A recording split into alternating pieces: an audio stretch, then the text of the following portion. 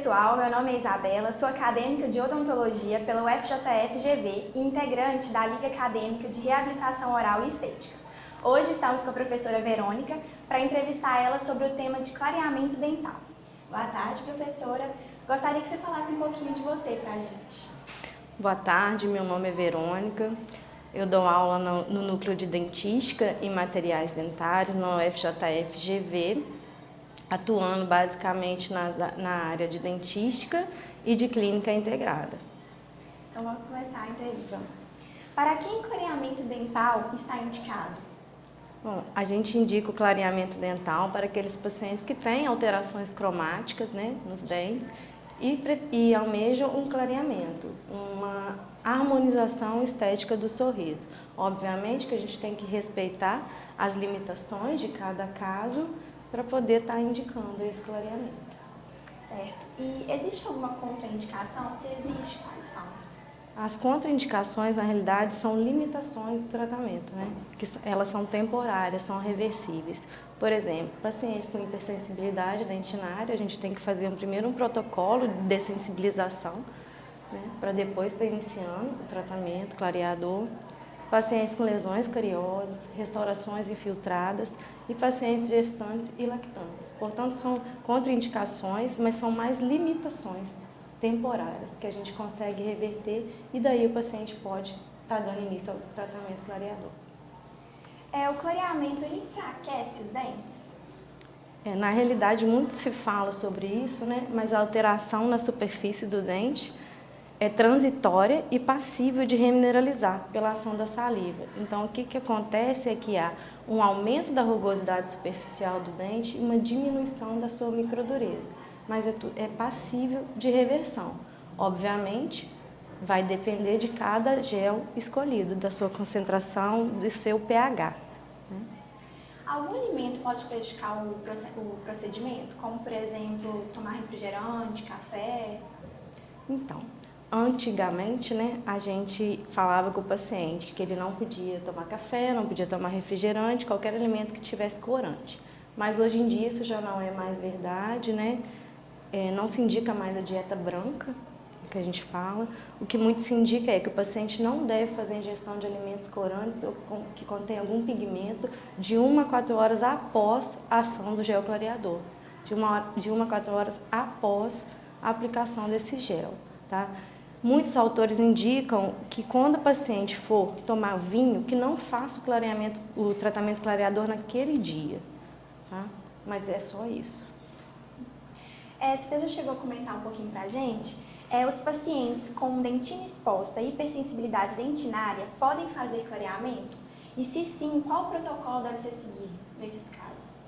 Bom, essa é uma dúvida muito recorrente, mas o paciente que tem hipersensibilidade dentinária, ele pode estar fazendo clareamento, porém você tem que fazer alguns protocolos antes, principalmente os protocolos de dessensibilização. Vai depender da quantidade de dentina exposta que esse paciente tem. Se a gente vai estar fazendo um tratamento para dessensibilizar, se a gente vai estar fazendo um tratamento de recobrimento radicular daquela lesão ou se a gente vai estar restaurando o dente. Sempre que couber restauração, você restaure. Dentro do tratamento de hipersensibilidade, a gente, na dentística, que o nosso grupo segue muito o protocolo do professor Paulo Vinícius, de Uberlândia, que ele estuda muito lesões cervicais não cariosas, que aí você vai fazer um protocolo de 4 aplicações dos agentes dessensibilizantes, tanto os de ação neural quanto os de ação bloqueadora. Então, você tem que adequar o seu protocolo de clareamento ao paciente. Normalmente a gente indica usar géis mais espessos, mais viscosos, para evitar escorrer para a área de dentina exposta. Existem também umas moldeiras que são pré-carregadas, pré-dosadas, que elas vão estar, a moldeira, ela vai estar, a concentração do gel vai estar mais na área incisal e média, daí não vai ter ação do gel na região cervical. Isso não quer dizer que a região cervical não vai clarear, ela clareia, porque o gel ele é multidirecional, o agente é multidirecional, ele se difunde através da superfície. Só que a gente evitando o contato desse gel com a dentina exposta, a gente evita causar alguma sensibilidade dolorosa nos nossos pacientes. O clareamento caseiro versus clareamento de consultório, qual que é a indicação de cada um? Então, né, tudo você tem que avaliar. Na maioria dos casos, a gente entende que um clareamento mais lento, com géis em concentrações mais baixas, vai ser mais eficaz. Na técnica caseira, é este caso que a gente vai usar géis de concentrações mais baixas, os peróxidos de carbamida 10, 16 ou 22%, ou o peróxido de hidrogênio 3,5%, 5,5%, 7,5%. Eles vão ser aplicados com a moldeira, né? Uma moldeira previamente fabricada, de acetato de silicone. E o tempo de aplicação desse gel vai variar. Se você estiver usando um peróxido de hidrogênio, a ação dele tem que ser de 30 minutos a 1 hora. Se for o peróxido de carbamida, você pode indicar de 2 a 4 horas de uso diário. Então, sempre que a gente puder, a gente deve dar preferência para o padrão ouro, que é o peróxido de carbamida 10%, que vai promover um clareamento mais efetivo, tá? No clareamento de consultório, a gente vai estar usando um gel de concentração mais alta, variando de 35% a 40%. Esse gel ele vai ter uma ação mais rápida, ele age mais na malha orgânica do esmalte, promovendo um efeito de branqueamento. Tá? É diferente quando a gente usa um gel de concentração mais baixa, liberação mais lenta, que a gente vai promover a quebra efetiva da substância, dos pigmentos cromóforos. Aí você tem um clareamento mais efetivo. No clareamento de consultório, a gente vai ter mais um branqueamento, né? Vai ter um clareamento rápido, porém pouco estável. Então, depende de cada caso, né? A indicação de cada um é individual. Por isso, a importância do dentista no clareamento, né? Ele que vai indicar, ele que vai saber qual gel que vai ser usado, qual a técnica é melhor para determinado paciente. Você já comentou um pouco sobre isso com a gente, como que o produto age no dente e o carvão vegetal, ele clareia?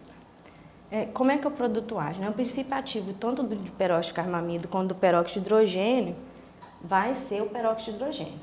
E quando ele entra em contato com a substância, ele vai formar aqueles íons, os radicais reativos. E esses radicais reativos que vão promover o efeito de clareamento. Igual eu falei já previamente, no esmalte ele vai atuar sobre a malha orgânica, vai se difundir pelo esmalte e chega na dentina.